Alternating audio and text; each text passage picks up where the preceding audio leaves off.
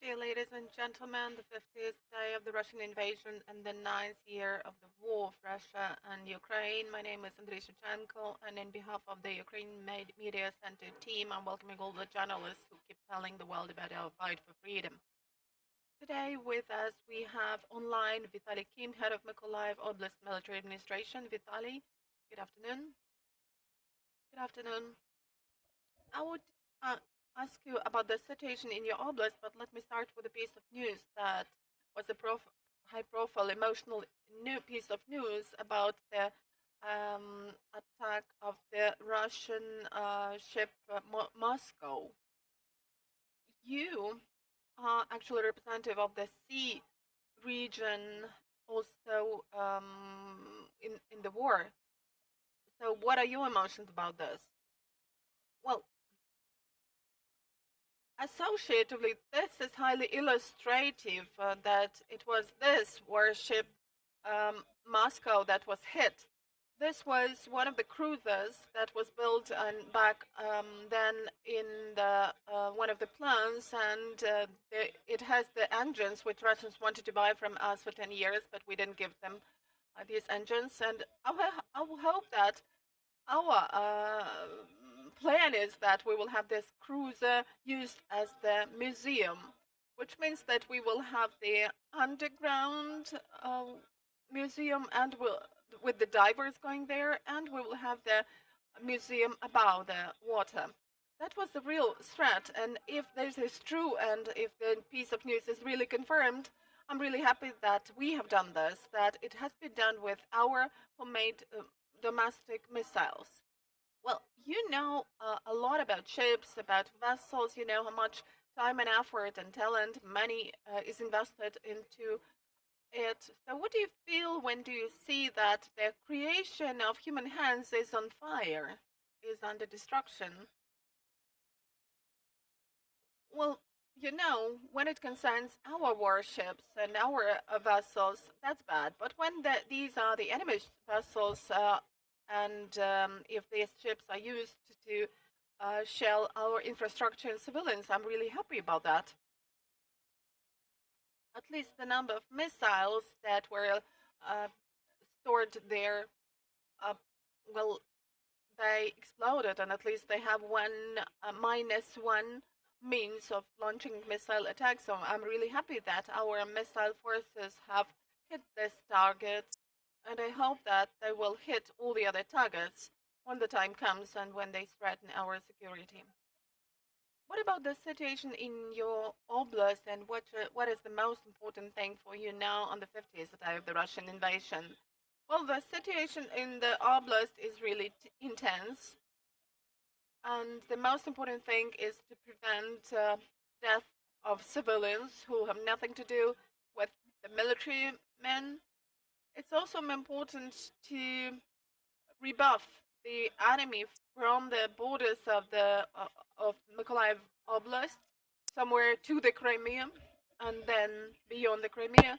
So what we now need is quick decisions of our foreign friends who supply weapons, heavy and tank aircraft weapons to Ukraine, specifically to our oblast, for us to be able to ensure security of our civilians against the missile attacks and gunfire attacks.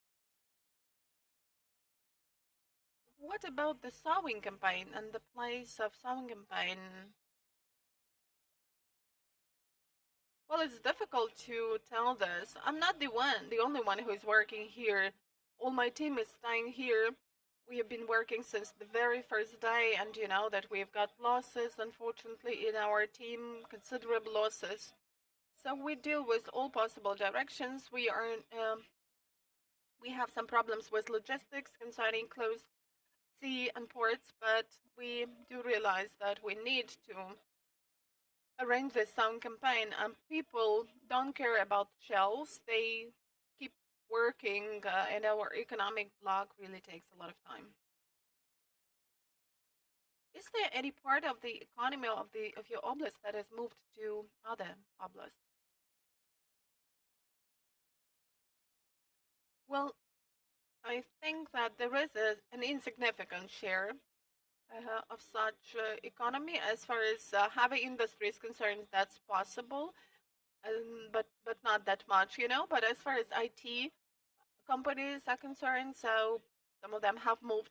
There are a lot of companies in the standstill, but large enterprises try to support their workers. Of course, the salary is lower and the working hours are lower, but still they keep working. The 50th day of the war is already a great path from the point of view of impressions, episodes. So if you are asked about those 50 days, what moments, what slides will you have in front of your eyes? Well, to tell the truth, that is deaths of people. But as far as 50 days are concerned, that's something relative. Whether it's 1 day or 10 days of the war, 5 years of the war, that's a relative thing. And the slides that will emerge in front of me will be dead orcs, our dead people, destroyed military machinery vehicles. That's what you can see in the wartime and not in your peaceful life, and that's why it really strikes your mind. What do you keep telling the residents of your oblast? What do they need to get ready for? What do they need to focus on?